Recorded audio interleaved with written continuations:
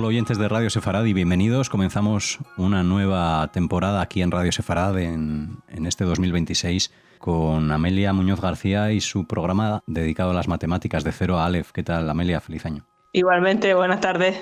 Bueno, comenzamos apenas 2 semanas después de comenzar el mes de enero y lo hacemos con un matemático, con un hombre llamado Víctor Abramovich Zalgaler. Pues sí, este hombre vive entre 1920 y 2020.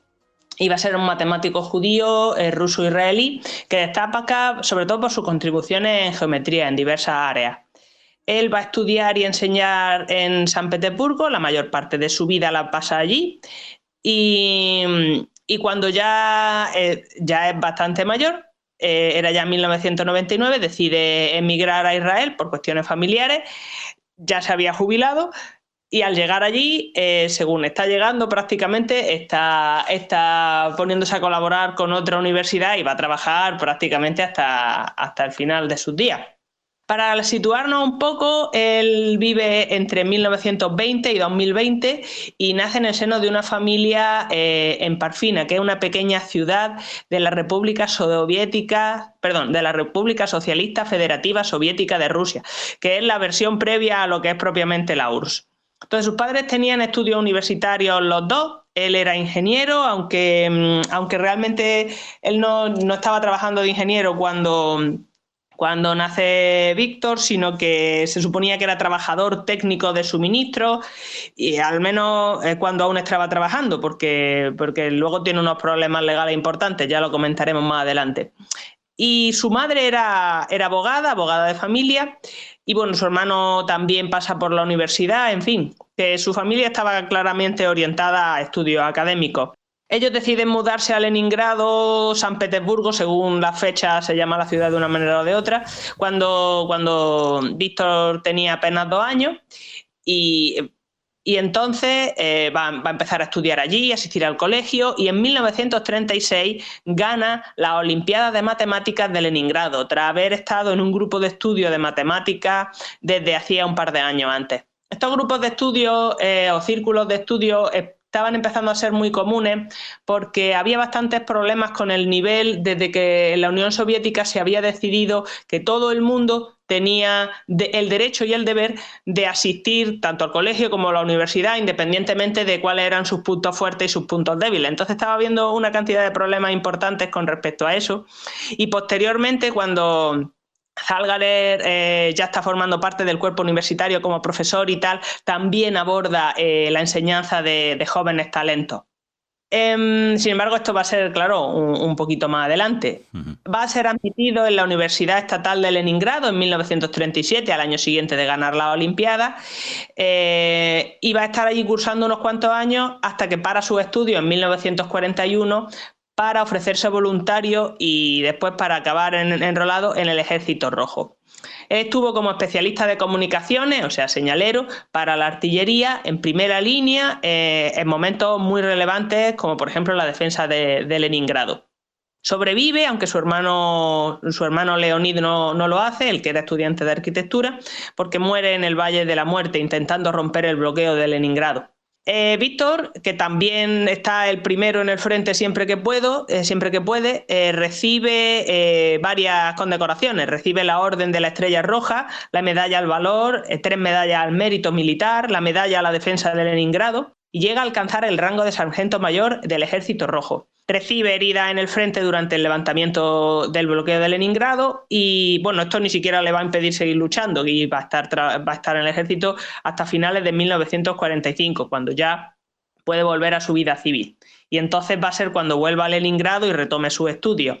Hay una crónica bastante detallada de sus experiencias militares que se publica en inglés en Estados Unidos en 1972 y por lo visto ponen los pelos de punta. Y bueno, merece la pena hacer una parte para señalar un poco las motivaciones detrás de Víctor para lanzarse una y otra vez al frente, independientemente de que él fuera más o menos patriota. ¿Por qué? Pues porque en 1931 su padre lo van a condenar a la cárcel en virtud del artículo 58. Lo van a acusar falsamente de ser propagandista pro Polonia, y entonces va a pasar en un gulag 16 años, consigue sobrevivir a ello y después lo mandan al exilio, le impiden vivir en Leningrado, que era donde estaba viviendo Víctor y su madre. Y quizá un poco por eso Víctor se presenta voluntario para formar parte del Ejército Popular, que es lo que hace justo al principio del conflicto, y la cuestión es que le funciona en el sentido de que no va a ver que su carrera se vea particularmente frenada ni por ser judío ni por el pasado de su padre, que en ambas circunstancias, sobre todo por ser judío, hemos visto que hay muchos matemáticos brillantes que, por mucho que destacaran, los mandan al exilio solo por este motivo, al exilio educativo, podríamos decir. Sí. Volviendo un poco a su carrera, decíamos que retoma la universidad en 1945 y se gradúa con honores en la especialidad de geometría 3 años después. Él había estado trabajando y estudiando bajo la guía de Leonid Kantorovich, que va a ser un matemático bastante prominente del lugar, y tras la guerra retoma con él el contacto y en 1951 publican juntos Cálculo del corte racional de materiales industriales. Y este texto va a tratar de la minimización de desperdicio de materia prima al cortar láminas de madera, de metal o de tejido empleando técnicas de optimización como por ejemplo la programación lineal y los multiplicadores de Lagrange, que bueno, son una estrategia para encontrar máximos y mínimos de una función sujeta a ligadura. Tiene que cumplir ciertas ecuaciones para unos valores concretos de las variables, que en este caso pues, van a ser el patrón con el que hay que cortar y la lámina con la que te encuentras. Entonces, este va a ser el primer libro de su especie, dirigido originalmente a ingenieros más que a matemáticos, pero va a tener un uso bastante amplio y forma parte de los esfuerzos soviéticos por mejorar los niveles de producción, en este caso evitando desperdicio. Y aquí aparecen, por ejemplo, métodos de optimización poliédrica que van a dar luego posteriormente fama a su carrera. Durante esta época había estado estudiando para el doctorado, que obtiene en 1953 como candidato de ciencia, y una década después obtiene el segundo doctorado y ya va a ser propiamente doctor en ciencia. En la URSS, recuerden, había como 2 niveles distintos de doctorado. Y bueno, llevaba además desde el 48 trabajando para el departamento de Leningrado del Instituto de Matemáticas Steklov, de la Academia de las Ciencias de la URSS. Nadie niega que Víctor fuera un genio y claramente se merecía estar donde estaba, se lo había ganado, pero el Steklov era uno de los centros más importantes de matemáticas en la URSS y por lo tanto de lo mejor que había en el mundo, y en aquel momento, y bueno, cuando no, las contrataciones en la Unión Soviética estaban muy sujetas a la ideología. De nuevo aquí me ha puesto la mano derecha que si no llega a ser por la gran cantidad de condecoraciones que tiene Víctor, el hecho de que fuera veterano, pues es muy posible que no lo hubieran dejado entrar tan pronto en la élite académica, sobre todo pues eso, teniendo en cuenta su pasado.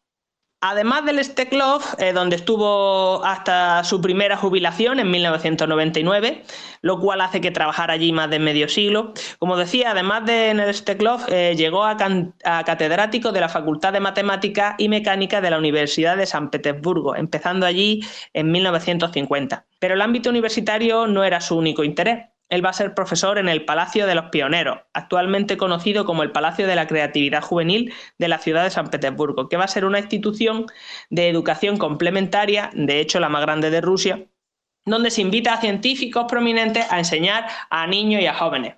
Allí, por ejemplo, va a dirigir un grupo de estudio de matemáticas, un poco en la misma línea en la que estaba, en el que él se había apuntado cuando era joven y consigue ganar las Olimpiadas Matemáticas de la ciudad. También va a contribuir de manera fundamental a la creación de la primera escuela especializada en matemáticas, la número 239, donde los estudiantes trabajaban por proyectos y se los animaba a profundizar en los conceptos, una especie de investigación inicial, y a abordar la resolución de problemas de manera interactiva, comunicativa, participativa, en grupo, pero más. Por ejemplo, cuando presenta su libro Poliedros convexos con caras regulares de 1967, en los agradecimientos va a mencionar a sus alumnos de la 239 que van a ayudar con los cálculos, porque había una cantidad enorme de cálculos necesarios para poder llevar a cabo todo el proceso necesario para sacar este libro, para poder hacer la clasificación.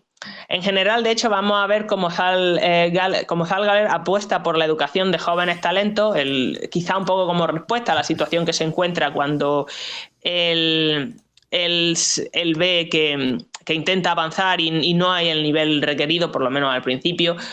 Pues durante prácticamente toda su vida va a estar trabajando en ello, hasta, como comentábamos, hasta irse a Israel en 1999.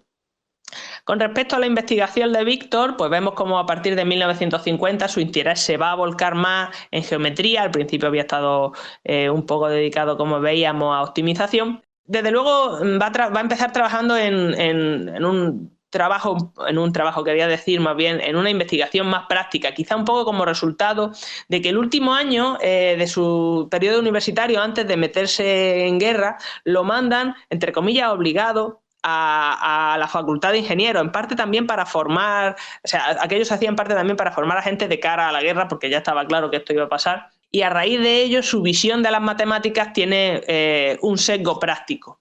Comienza a trabajar con Alexandrov, publicando sobre geometría intrínseca de superficies convexas y sobre teorías de curvas con variación, eso ya cuando empieza su etapa de geometría. Sobre curvas con variación acotada de la rotación, es decir, caminos donde el cambio total de la dirección de la tangente, el ángulo que tiene este cambio va a ser finito, o sea que no se gira demasiado. A raíz de este trabajo inicial construye una teoría de superficies bidimensionales de curvatura acotada que le permite obtener el doctorado de 1963 por acumulación, es decir, juntando todos los resultados que había tenido previamente a este momento. A esto le sigue su trabajo relacionado con el teorema de Nash-Kuiper, conjuntos convexos, donde va a responder a la cuestión cuáles son todos los poliedros convexos cuyas caras son todas polígonos regulares, no necesariamente congruentes. Bueno, la respuesta es que hay 28, excluyendo prismas y antiprismas, y bueno, los resultados salen en el libro de 1967, Poliedros convexos con facetas regulares. Algunos otros de sus logros, porque no da pie aquí a mencionarlos todos, van a incluir la enciclopedia de 1980 con Yuri Bugaro, titulada Desigualdades geométricas, sobre desigualdades euclidianas y riemannianas que estudian de manera sistemática. Las desigualdades relacionan cantidades geométricas básicas, como por ejemplo longitud, área, volúmenes, curvaturas, etc. Hay un último resultado que quiero mencionar, pero antes me hace falta poner un poco de contexto. Como comentábamos, en 1999 Víctor se jubila y emigra a Israel. Vive allí con su mujer, que también era matemática, por cierto, y con quien publica un resultado sobre un algoritmo para resolver el cubo de Rubik. Y su hija también vive allí. Se muda un poco por motivos familiares y según llega se hace consultor del Instituto Weizmann de Ciencias de Rehovot, sección de matemáticas. Él tenía entonces 78 años y poco después va a tener un sueño, esto suena muy místico, pero no es así.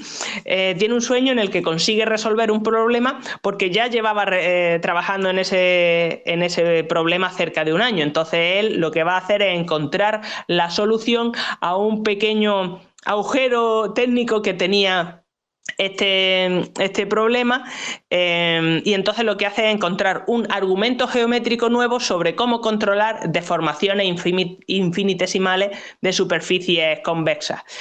¿Qué hace con eso? Pues él se pone en contacto o se comunica con otro matemático que había estado trabajando en este problema bastante tiempo y llevan a cabo un trabajo hasta cierto punto conjunto en el que demuestran un problema abierto desde hacía bastantes años. Entonces lo que Víctor detecta es que toda métrica intrínseca suficientemente regular y convexa puede realizarse de manera única como una superficie convexa en espacios euclidios tridimensionales. Bueno, ¿eso qué significa?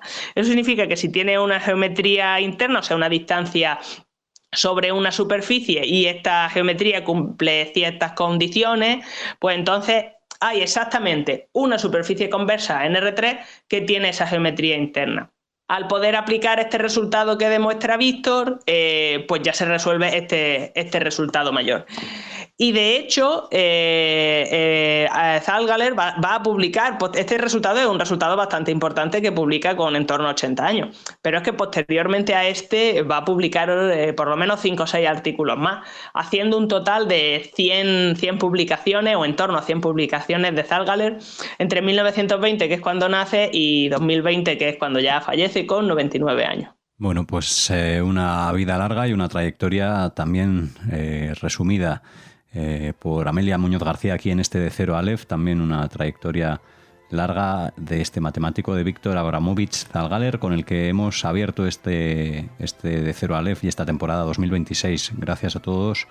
Les invitamos a escuchar más programas a través de nuestra página web radiosefarad.com, navegando con las etiquetas o en la barra de búsquedas. Y Amelia, gracias. Nos escuchamos la próxima grabación en un par de semanas. Hasta la próxima.